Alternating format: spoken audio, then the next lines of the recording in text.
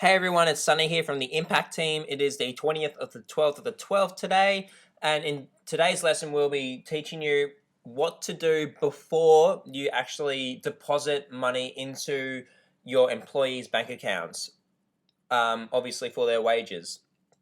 So, when you're paying an employee, you're liable to withhold a certain amount for tax purposes.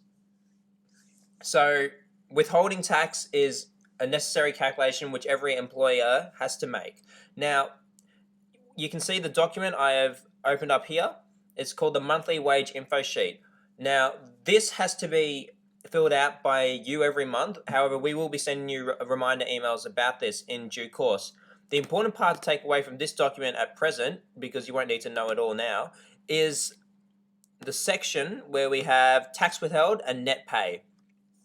So before we go any further, it's important to recognize that tax withheld is the amount which you as an employer have to withhold in your bank accounts and which is liable to be paid to the ATO.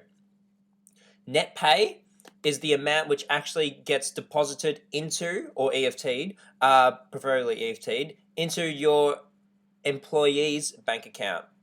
So that's the money they see. This is the money the ATO sees, which is held by you.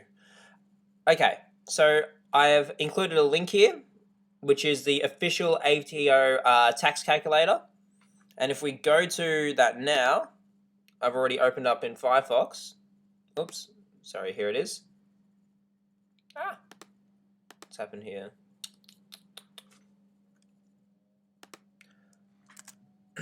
This link goes to this web page here. So as you can see, it's the official ATO website, and we have a labor hire calculator, as it's called. So there are all these little questions which you have to make sure, to tick off. Now, a lot of the time, you won't know these personally. Your employee will know what the answers are to this. And if they don't know, most likely the answer is whatever the default answers are.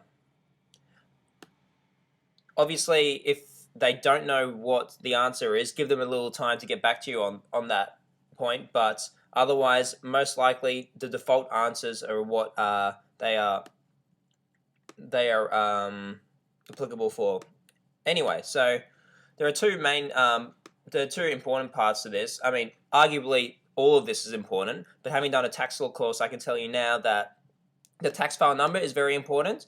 Make sure that your employee does have a tax file number, because if they don't, the withholding tax is at the top marginal rate of currently what is 46.5%.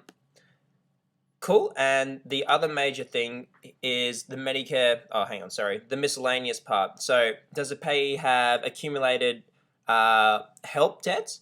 So, if you hire a university student, for example, most likely the answer is going to be yes.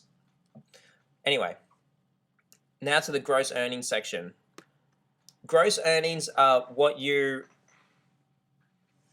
in a nutshell, gross earnings are the tax withheld, liable to be withheld, and the net pay. So gross earnings includes both of these. Now, let's say, for instance, that you agree for your employee to work a 5-hour day at $20 an hour.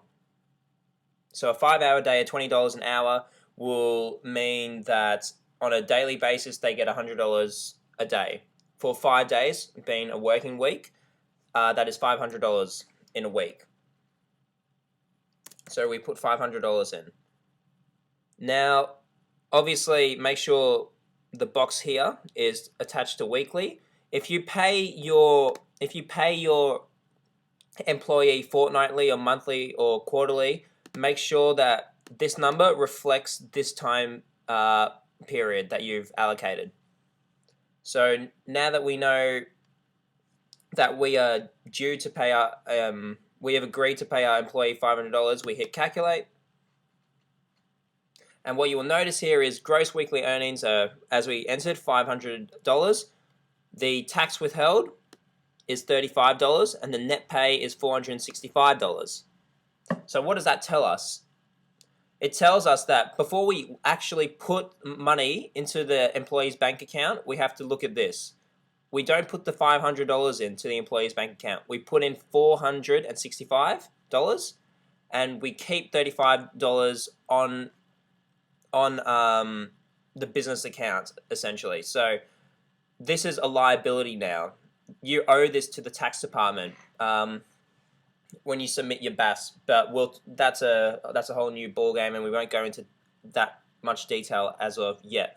But that is all that you should be aware of from an employment perspective, from an employer's perspective. Now, switching back to a PowerPoint document. Oh, PowerPoint or Excel? Excel document. Tax withheld and net pay should both be filled in. That's these figures that you're required to fill in on this sheet come from here. I will have a